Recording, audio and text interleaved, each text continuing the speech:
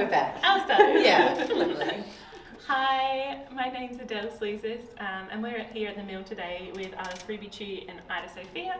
We can have a bit of a chat about their exhibition, which has the finissage tonight. But before we get started, just want to acknowledge that we are on the lands of the Kaurna people, the unceded lands, and that it always was and always will be Kaurna land. So welcome to the painter and the performance artist, which is our current exhibition at the mill.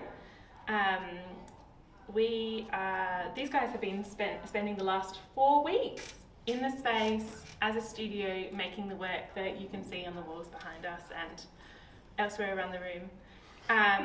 So we're going to have a little bit of a chat about process and how you guys have got to this point with the exhibition. And also don't forget to book your tickets for the opening tonight at 5:30. So I was going to start by asking you guys to read through the manifesto, which you can't see from here. No, so can you give us the rundown? Totally. Absolutely. An immense part of it is about being okay with uncomfortability and feverishly making and failing in and amongst that process. That the work is the process. Yeah, and another big part is about the limitations that we set upon each other. So we've been writing one challenge per week to one another based on our own individual practices, and only had that 1 week to address that challenge and then to move on the next week. And also we only brought 10 materials, so 5 selected by myself and 5 selected by Ida into the space to use, which was another limitation, that's for sure. Yeah. So do you want to tell us what those materials are? Sure. So I had paint, brushes, paper, glue and wood. And I had the body, time, light, camera. What was the last one? And a fabric. Fabric. So we were talking just before about, did we use all our materials? And obviously We did. Well, yeah. I didn't end up using fabric, which is I fine. did though. Yeah, you did. Yeah. And I think the fabric also was this part in the gallery, had the fabric draping in the middle. Yeah. And it was almost like a frame to your work throughout the 4 weeks of process as well. So Yeah, absolutely. So it did sit in the middle of the gallery. We kind of symbolically chose, we both are big lovers of the colour red. So we chose a blood red and a hot kind of like fire engine red, which represents each other, I think. And that sat in the middle of the gallery, and we wanted to divide the space between the making space and the exhibiting space. Although, to be honest, it kind of just everything Totally took over. melded. Yeah, fantastic. So I think what you mentioned as part of the manifesto was that you had these weekly provocations, which has been this really exciting part of seeing you move through the 4 weeks of the exhibition. And the idea of those was that you were writing something to push the other into new space in your practice. And I think your provocations were almost like reflecting on your own practice and to see how you could push each other. And it's been so interesting watching you guys like brimming with ideas when you open those envelopes and then seeing how you extend what you know about yourselves but also about each other. And one thing that I really liked is the way that you've interpreted each other's provocations, and you've pushed the intent that the other person might have had for you, or the idea that they might have had for you to use, into a new space. So can you talk a little bit about that process? What you got out of it, what's been challenging, what you've learned about yourselves and each other.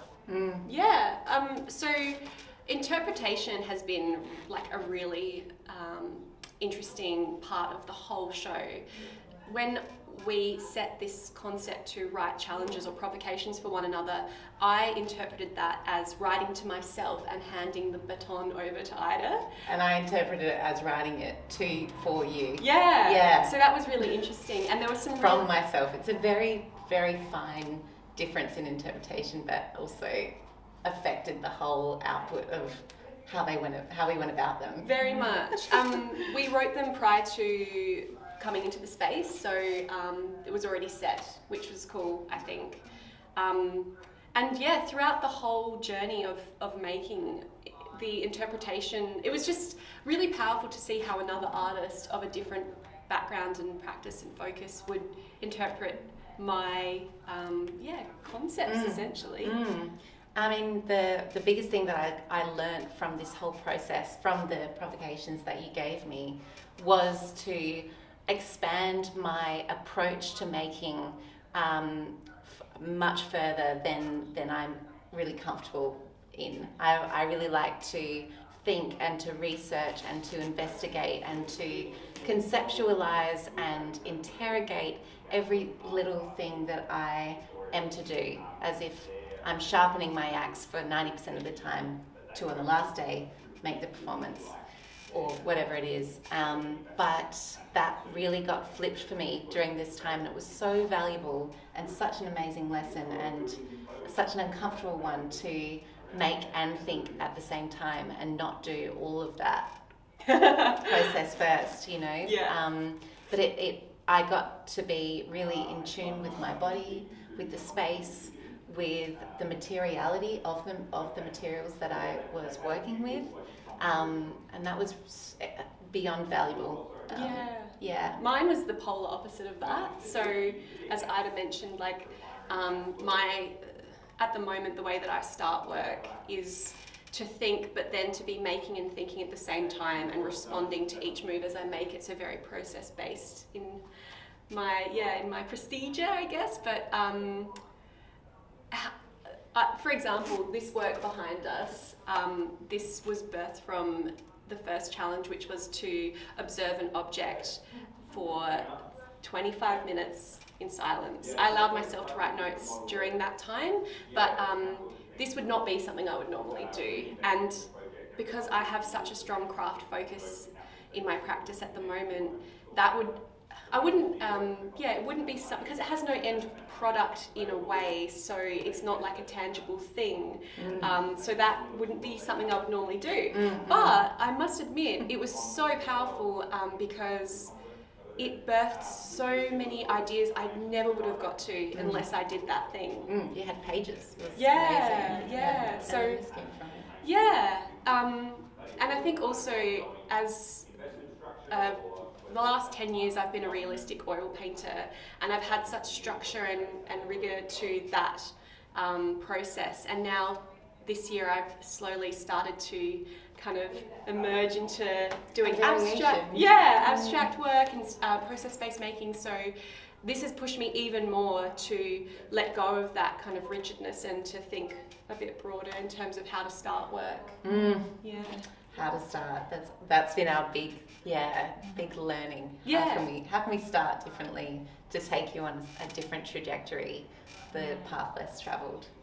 Exactly. And that's where the limitations come in, I think, because through the limitations you have to be quite, you have to think differently about how you would use these materials, because you don't have exactly what you need necessarily. Around corners. Yes, exactly. I think one really nice thing watching your practice, Ida, was that often you would invite people to kneel down on the works that you're making and leave these impressions, and that there's photos over here on the wall of you sitting with them and having conversations and doing together. And that's something that you've brought into the last week of your practice as well. Working with other people to create something, and maybe letting go of some of that control as well. Definitely. Really cool and interesting.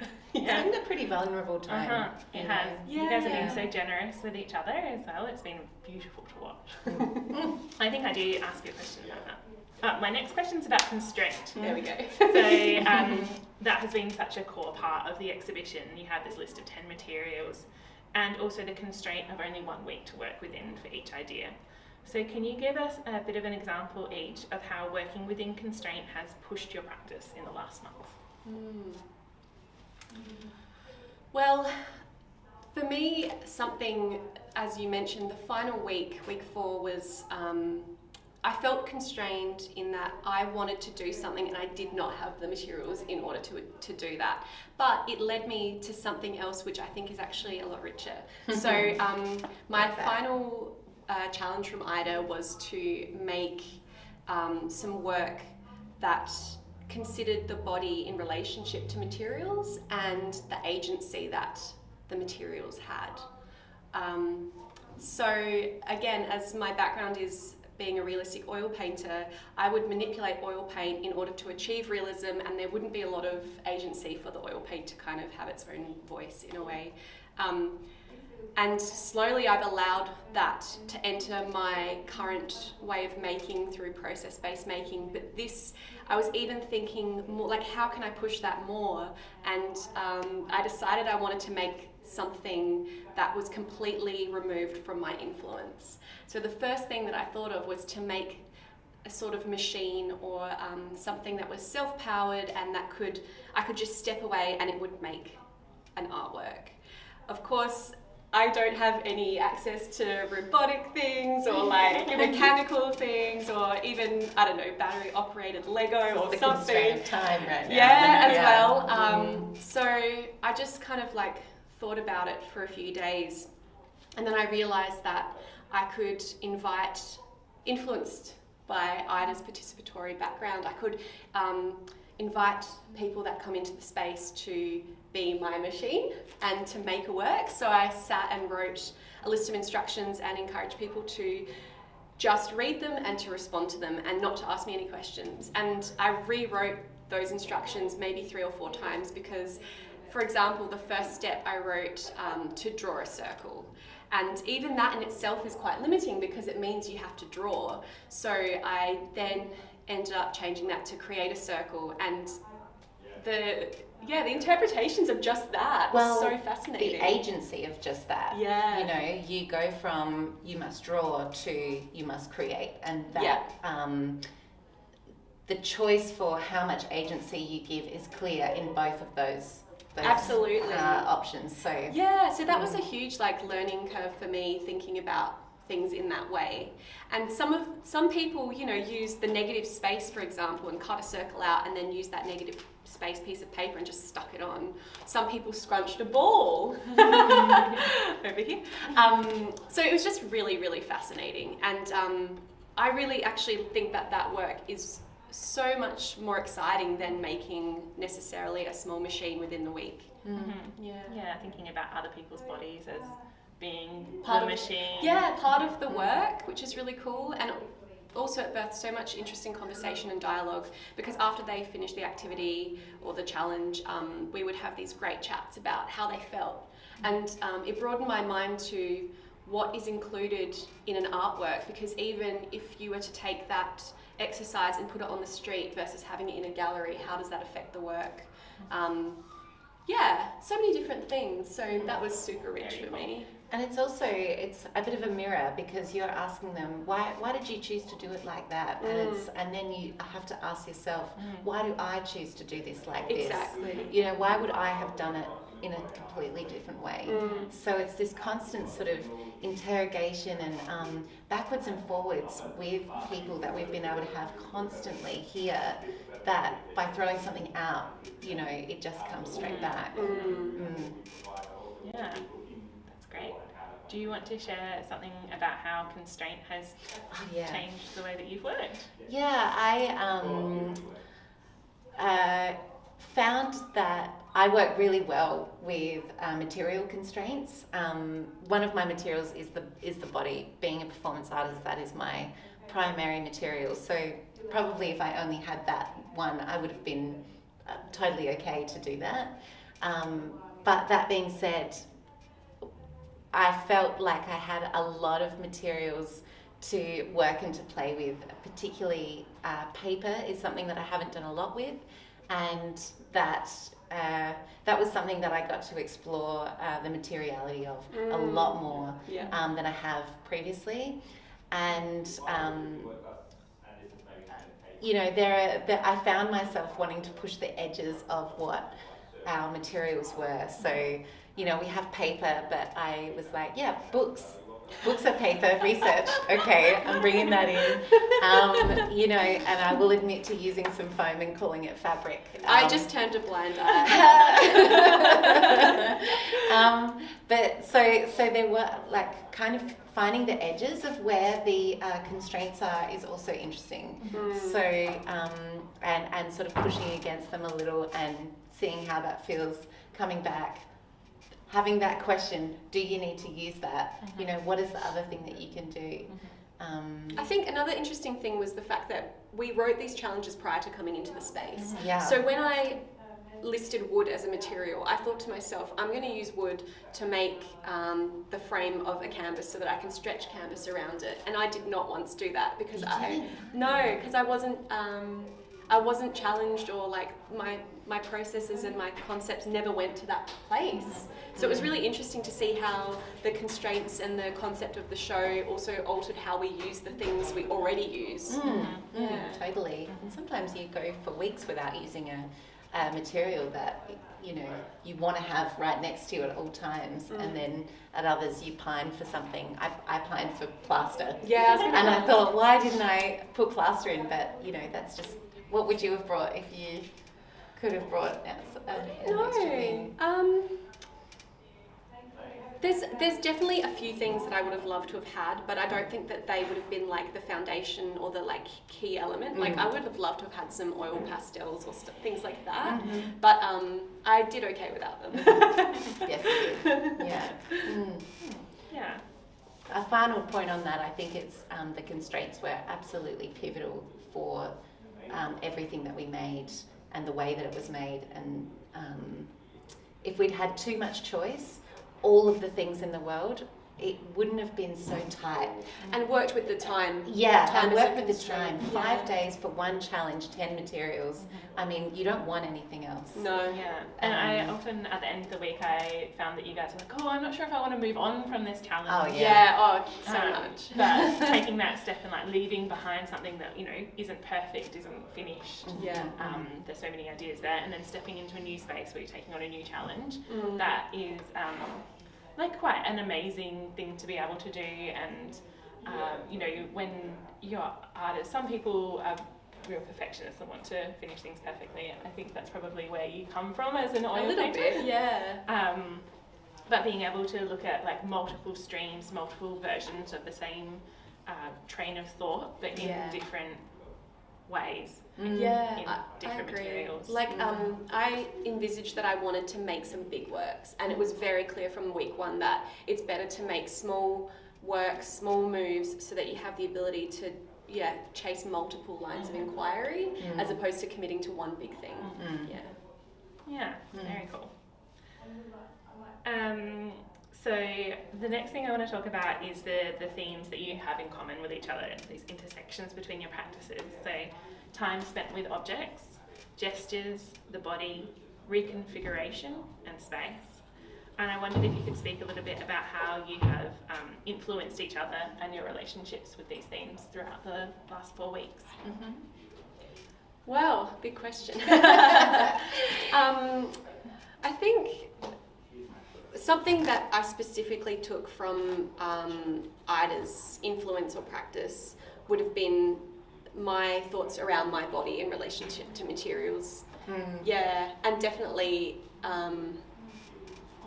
again, this idea of agency. And it's something that I was already naturally kind of like considering, but not under so much interrogation as this fishbowl of this show, I think. Yeah, totally. What about yourself? Well, I loved observing that in you. You know, you were up and around and all over your work. You know, and that was really cool to observe, and to watch that develop.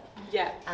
And for me, it was again, it was about the materiality, really seeing the paperiness of paper and the materialness of material, and how that can inform the body, my actions, the concept, you know, XYZ. Yeah. It was really quite beautiful to kind of reconnect with the animism, if you like, of the materials that we had to choose from. Yeah, there was this really nice bit in the last week where you were spending time with the fabric and flapping, and I think the provocation was to make and then think, which I think is something that you hadn't done so much before, the making and the thinking at the same time. It terrifies me. So what did you learn from that process? Yeah, I know it sounds funny, but it really does, because how do I explain it? It's like when you're using your body, we all have that feeling of embarrassment when you're, walking out of the house with something that, might be a bit outlandish, or, and you feel like people are looking at you or something. So if you're just doing without thinking, it's a very uncontrolled and unpredictable place to be in, especially in a public space like this when anyone can walk through at any time. It's a very spontaneous space in that way, and I've loved that, but that is terrifying. So yeah, I feel like perhaps the materials were a little bit of something to hold on to investigate with them first, and to go slow and to let them be an extension of action and movement, and they gave me time to think through my interactions with them.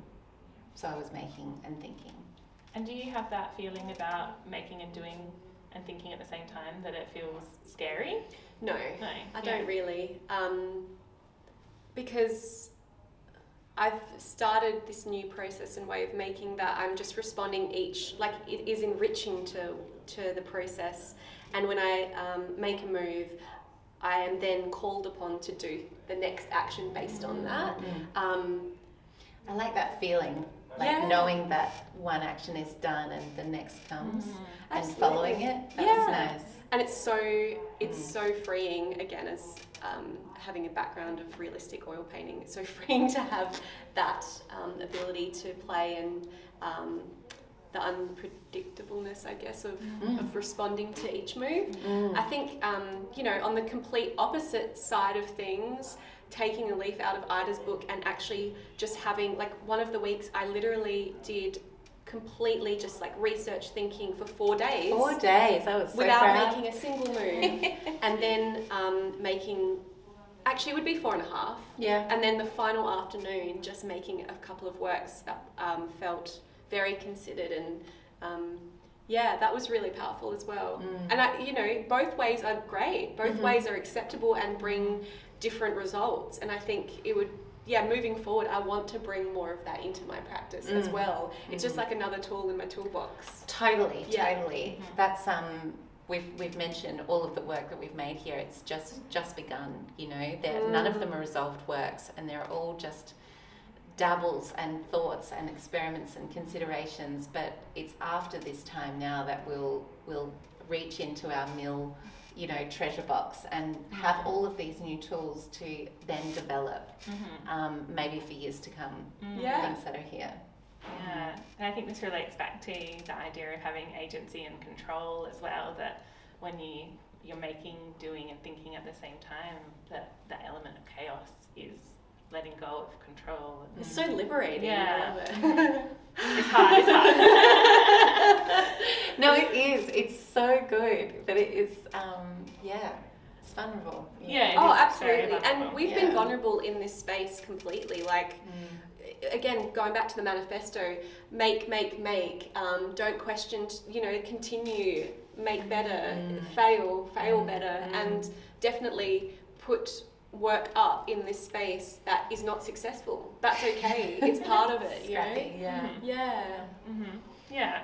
And I think, opening yourselves up in this generous and vulnerable way, you've been able to have these amazing interactions with other people who have seen you allowing yourselves to be vulnerable to make art, and it's this incredibly powerful tool for connection and empathy.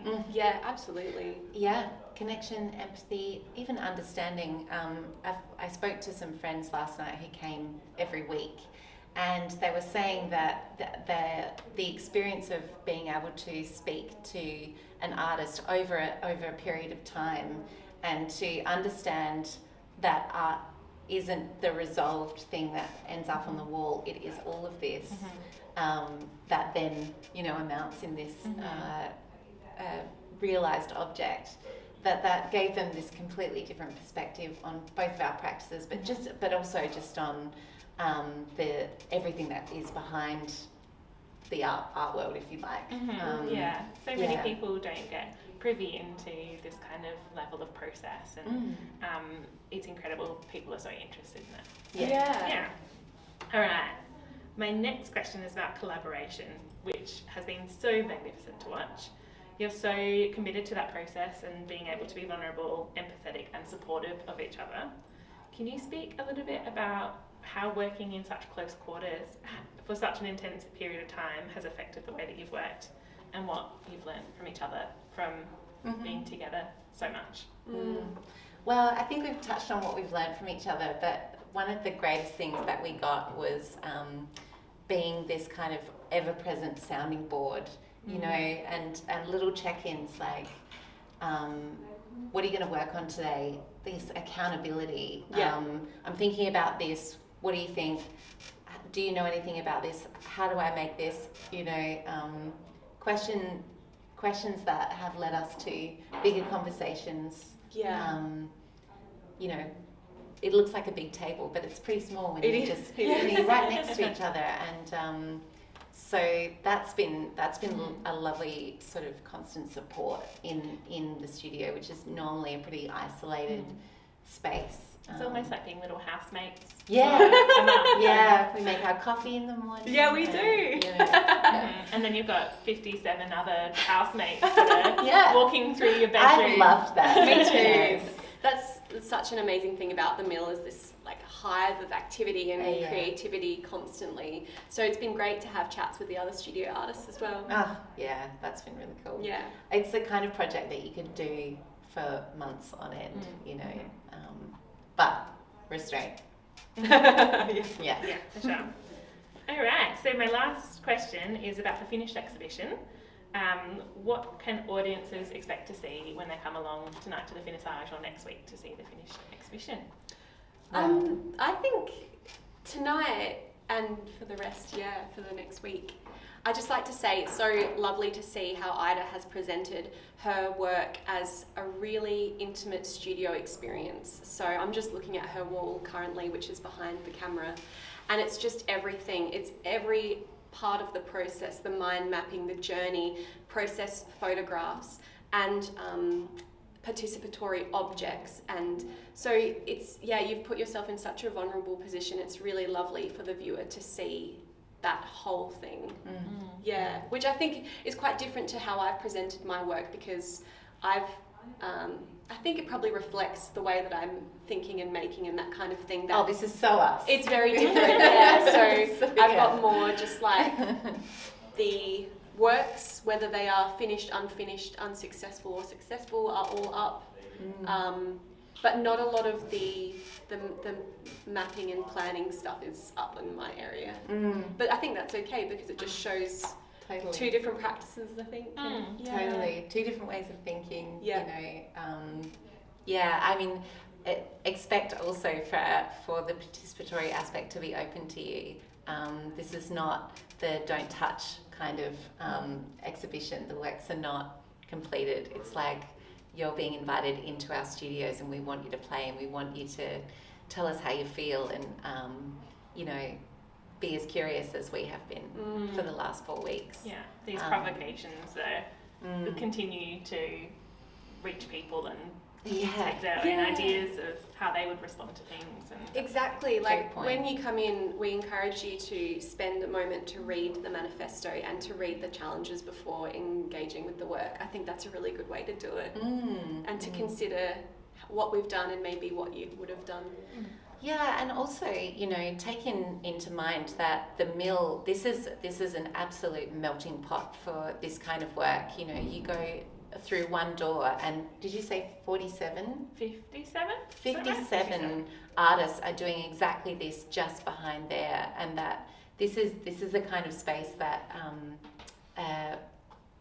you're a hive, a bed for this to grow, and it's not a space that people go into all the time. So, you know, explore it and be in it and be as present as you can for the moments that you're here. Glass of champagne in hand. Yeah, Yeah. great. Looking forward to tonight. Mm. Is there anything else that you wanted to mention before we finish up? Enormous thanks. Yeah. Huge, thank you. It's been so lovely. It has been such an amazing experience to have in this way, to be able to add to our toolbox and bounce off of this experience in the future. It's been so enriching, and thank you so much. We look forward to how you draw these threads out in your upcoming exhibitions and projects. Yes, thanks.